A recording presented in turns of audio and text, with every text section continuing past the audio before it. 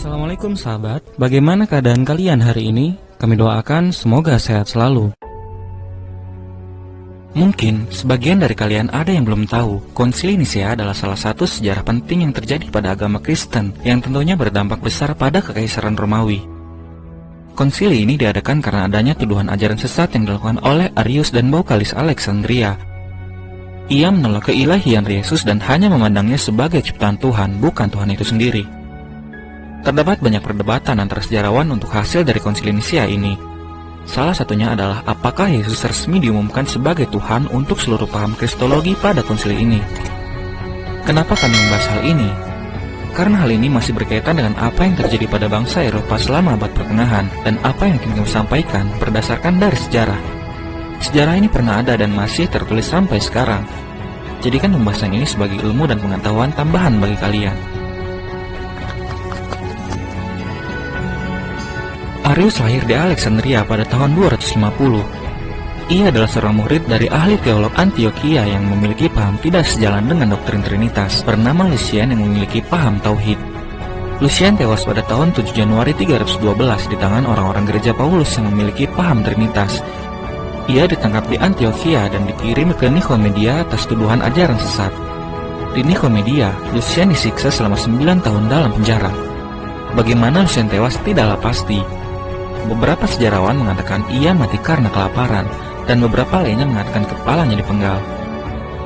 Kematian gurunya ini membuat perlawanan Arius terhadap doktrin Trinitas semakin memuncak dan mengemukakan teorinya ke publik lewat tulisan-tulisannya yang berjudul Thalia.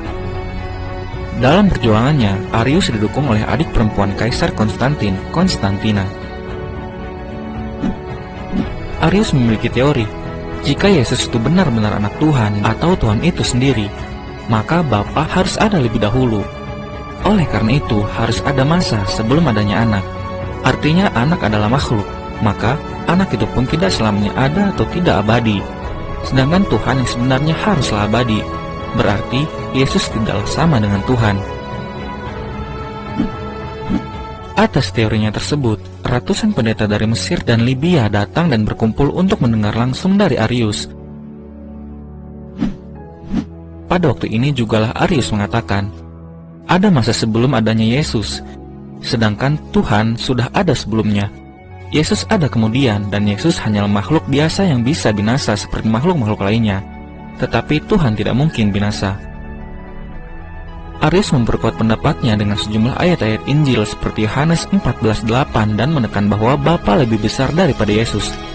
Seandainya kita mengakui bahwa Yesus adalah sama dengan Tuhan, maka kita harus menolak kebenaran ayat Yohanes tersebut. Teori yang dikemukakan oleh Arius membuat seorang uskup besar Alexander dari Alexandria murka dan menentang Arius. Maka terjadilah perselisihan besar antara mereka. Perselisihan ini merupakan salah satu yang terbesar dalam gereja. Sebenarnya, jauh sebelum pertikaian Arius dan Alexander, sudah ada perselisihan serupa antara para pengikut Origen dan Irenaeus soal keilahian Yesus yang memuncak pada tahun 315. Irenaeus adalah seorang uskup dari Lugdunum Gaul yang hidup berkisar antara tahun 130 sampai tahun 202. Ia sepenuhnya yakin bahwa Yesus adalah Tuhan. Sedangkan Origen adalah seorang cendekiawan, asketisme dan teolog gereja perdana yang hidup berkisar tahun 184 hingga 253. Ia meyakini adanya subordinasi dalam keilahian Trinitas. Di satu sisi, ia bisa mendefinisikan tentang adanya perbedaan-perbedaan dalam doktrin Trinitas. Namun, di sisi lain, ia tidak mampu menjelaskan tentang kesatuan dari tiga pribadi dalam keilahian yang terdapat dalam Trinitas. Perbedaan pemahaman di antara kedua tokoh tersebut membuat para pengikut mereka berselisih pada tahun 315. Kembali pada Arius dan Alexander, perselisihan yang terjadi dalam gereja ini membuat Kaisar Romawi Konstantin resah. Kaisar menganggap perpecahan dalam gereja dapat mengganggu stabilitas kekaisaran. Apalagi pada saat itu, kekaisaran sedang dalam perang saudara berkepanjangan dan menghadapi pemberontakan dari wilayah-wilayah yang ingin membebaskan diri. Kaisar Konstantin sendiri baru saja memenangkan pertempurannya melawan Kaisar Barat Licinius pada tahun 324 dan menjadi penguasa tunggal Romawi. Dalam upaya menstabilkan kekaisaran, Kaisar Konstantin merasa harus meredam kericuhan dalam gereja. Ia mengundang 1.800 uskup dari seluruh wilayah Kekaisaran Romawi untuk menghadiri konsili Nisea tahun 325 itu. Namun kenyataannya, hanya 318 uskup yang hadir. Para uskup yang menghadiri konsili tidak datang seorang diri. Mereka diizinkan membawa serta 2 orang imam dan 3 orang diaken, sehingga jumlah total hadirin yang datang adalah ribuan orang. Banyak tokoh-tokoh terkemuka hadir dalam konsili yang diadakan di Nisea ini, seperti Patriark Eustatius dari Antioquia, Nicholas dari Myra yang kisah hidupnya merupakan sumber legenda dari Sinterklas, Eusebius dari Caesarea yang diklaim sebagai bapak sejarah gereja, Eusebius dari Nikomedia yang diklaim sebagai pembaptis Kaisar Konstantin dan merupakan pendukung Arius, dan 2 tokoh utama yang memulai perselisihan, Alexander dan Arius. Dengan menggunakan kain ungu dan emas, Konstantin melakukan seremonial arak-arakan pada pembukaan konsili. Ia dengan penuh penghormatan menempatkan para uskup duduk di depannya. Sang kaisar hadir hanya sebagai seorang pengamat dan hadirin. Ia tidak turut serta dalam pemungutan suara. Konsili Nisea dimulai dan dipimpin oleh seorang legatus kepausan, Hosius dari Cordoba, Hispania. Lalu, apa yang terjadi pada konsili Nisea tahun 325? Meski sebelumnya telah terjadi perselisihan antara pengikut Origen dan Irenaeus, pihak gereja sama sekali tidak tergugah untuk mengadakan suatu konsili yang membahas kedua paham ajaran tersebut.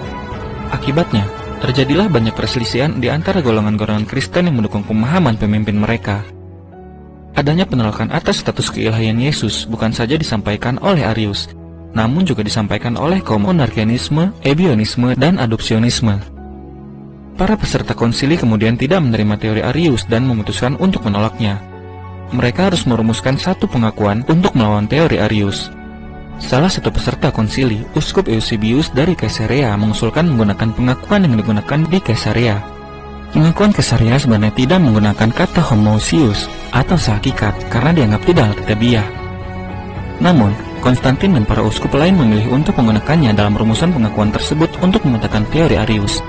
Pengakuan yang lain sejak saat itu dikenal sebagai Credo Nicea.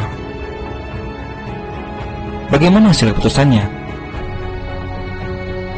Menurut buku berjudul Encyclopedia of Ethnic and Religion, volume 4 halaman 239, Yesus dinyatakan sebagai Tuhan dari segala Tuhan, cahaya dari segala cahaya, Maha Tuhan dari segala Maha Tuhan. Menurut Michel Bejan dan Henry Lincoln pada bukunya yang berjudul Holy Blood Holy Grail, halaman 472 tertulis, yang paling penting dari semuanya adalah keputusan konsili Nisea diambil dengan cara pengambilan suara, bahwa Yesus seorang Tuhan, bukan sekedar nabi yang bisa wafat. Selain mengatakan teori Arius, konsili Nisea juga menetapkan Paraian Paskah, skisma kaum Meletian, dan beragam hal terkait disiplin gereja yang menghasilkan 20 kanon. Tak hanya itu, pada Dewan Konsili juga memecahkan atanema atau kutukan bagi yang menolak keilahian Yesus, yang isinya adalah sebagai berikut. Dan barang siapa yang berkata bahwa ada masa ketika anak Tuhan itu tidak ada, atau sebelum ia lahir ia tidak ada, atau ia diciptakan dari benda-benda yang tadinya tidak ada, atau bahwa ia berasal dari hakikat yang berbeda dengan Bapa, atau bahwa ia adalah makhluk ciptaan, atau ia dapat berubah atau bertaubat, semua yang serupa itu, Gereja Katolik dan Apostolik mengutuk mereka. Secara resmi akhirnya teori Arius ditolak, tulisan-tulisannya dibakar, ia dan para uskup yang mendukungnya diasingkan dan dianggap sebagai musuh gereja. Konsili Nisea menjatuhkan hukuman pengucilan Arius dan uskup lainnya yang ikut dalam konsili, tetapi menolak doktrin Trinitas. Tulisan-tulisan Arius dibakar dan akan memasukkan ke penjara bagi siapa saja yang kedapatan memiliki tulisannya. Menurut catatan Salaminius Hermias Sozomenus, sejarawan gereja Kristen abad ke-5, pada karyanya yang berjudul Ecclesiastical History buku 1 bab 21, Kaisar menghukum Arius dengan pengasingan dan mengirimkan keputusan kepada para uskup dan penduduk di seluruh negeri, mengumumkan Arius dan pengikutnya sebagai penentang Tuhan, dan memerintahkan bahwa buku-buku mereka harus dimusnahkan. Siapapun yang ketahuan menyimpan tulisan-tulisannya dan tidak membakarnya dengan segera akan dihukum mati. Dalam pengasingannya, Arius sangat menderita. Saudara perempuan kaisar yang bernama Konstantina meminta sang kaisar untuk memulihkan jabatan Arius. Kaisar Konstantin menyetujuinya. Namun, uskup Alexandria yang baru, Athanasius, menolak. Athanasius sebelumnya merupakan seorang diaken dan pembantu uskup Alexander selama berlangsungnya konsili Nisea 325.